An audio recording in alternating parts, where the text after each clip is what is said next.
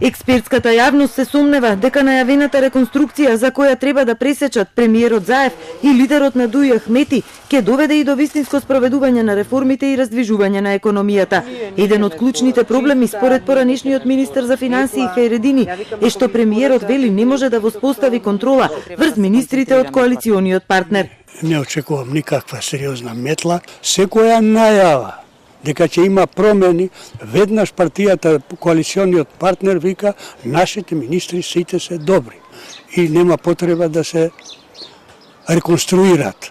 Ние Заев излага, вика непотизмот постои, тие излагат веднаш, викат кај нас нема непотизам, нема корупција. Самите економски политики на власта, вели професорот Петрески, генерално се добри. Проблемот е што недостига капацитет, способност тие да се спроведат. Секако тој недостиг на капацитет не можам да го лоцирам само военно министерство, туку веројатно е широко распространет низ министерствата.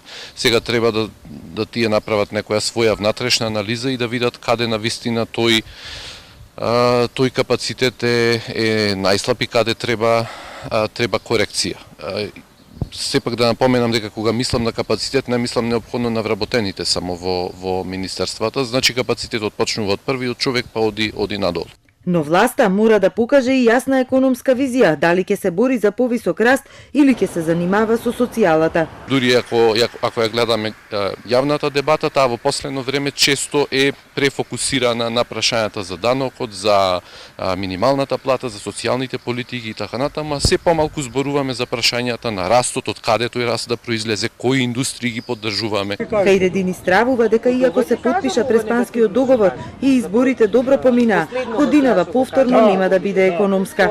Нажалост, сега внатрешните проблеми се толку сериозни, толку сложени, што пак премиерот не може да вети дека ќе се бави со економијата. Податоците се за движењата катастрофални, инвестирањето не само, да не збориме за странски директни инвестиции, туку и за трошење на планираните по буџетот средства за јавни инвестиции. Извори на Телма велат дека сите имиња што ќе си заминат ќе бидат веројатно познати веќе наредната недела, иако премиерот деновиве е на одмор, се прават анкети и анализи за рейтингот на функционерите.